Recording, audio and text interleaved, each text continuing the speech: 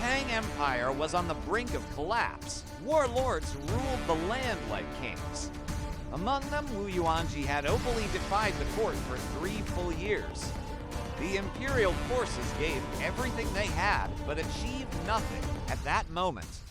A little-known general stepped forward, and in just one day, he ended the war. How did he do it? This is stories of strategy, learning Sun Tzu through legends. The year was 817 AD. The once mighty Tang Dynasty was sinking into turmoil. The imperial court still stood, but the empire was fractured. Across the land, powerful military governors, Jidushi, had carved out their own fiefdoms, ignoring the emperor's orders.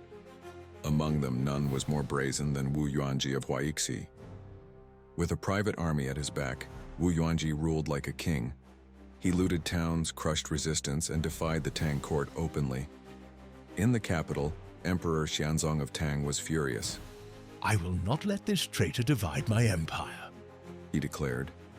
So he launched a campaign to bring Wu Yuanji to justice. But years passed, 3 long, bitter years.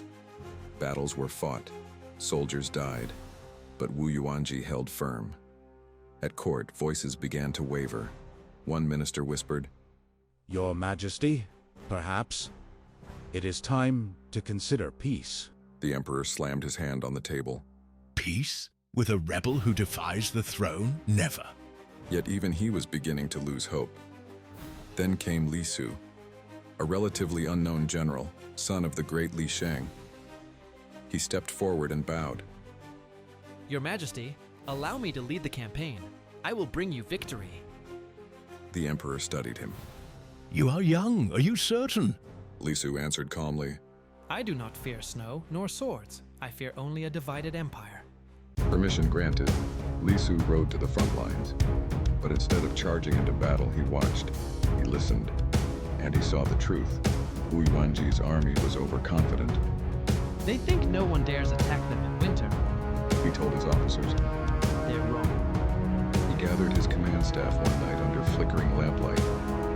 I have a plan. He said, unfolding a map. We strike Caizhou directly, at night, in the middle of a snowstorm." The room fell silent. One officer looked stunned. "In this weather, through those mountains?" Li Su nodded. "That's exactly why it will work. They won't expect it." He chose 3,000 elite troops, ensured they had warm gear, and waited for the storm to come. And when it did, howling wind, blinding snow, he gave the order. "We march now."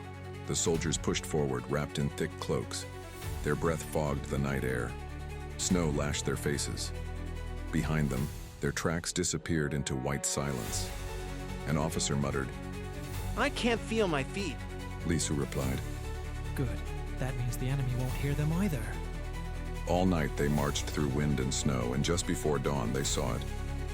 Caizhou, still, silent, sleeping. Li Su turned to his men. "Now, no noise. No mercy." They scaled the walls, blades drawn. The guards barely stirred before it was over. The first rays of sunlight fell on the Tang banners already flying above the gate. Then came the order.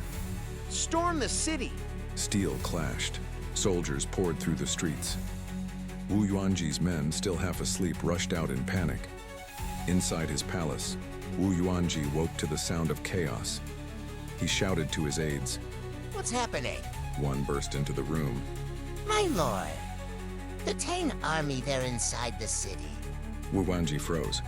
In this storm? No, that's impossible. He rushed to organize a defense, but it was far too late. Tang troops crashed through his gates. His officers fled.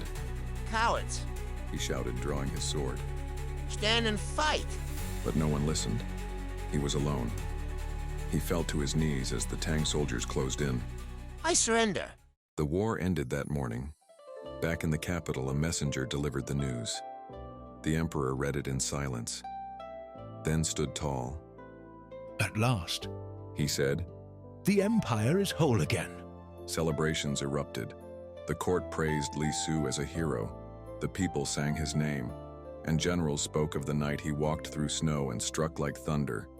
He had turned danger into opportunity, winter into weapon, surprise into victory. His name would be remembered not just for courage but for wisdom.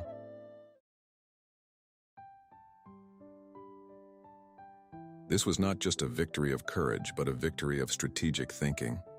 Sun Tzu wrote in the chapter of military maneuvering, The difficulty of maneuvering armed forces lies in turning the circuitous into the direct and misfortune into advantage. Li Su did exactly that. He turned harsh snow into cover, danger into opportunity, and distance into surprise. He avoided the enemy's strength and struck at their weakest point, their mindless confidence. As Sun Tzu also said, He who knows how to make use of the enemy's own confusion can crush them before they know what hit them. and from the initial estimations chapter we recall, Attack where he is unprepared, appear where you are not expected. Li Su's raid was the very embodiment of this principle. In one snowy night, Li Su rewrote the fate of a war. He brought peace to Huaishi and honor to the Tang court. His name endures not just in history, but as a living example of the art of war. This is China Tales. Subscribe for more stories of ancient wisdom and strategy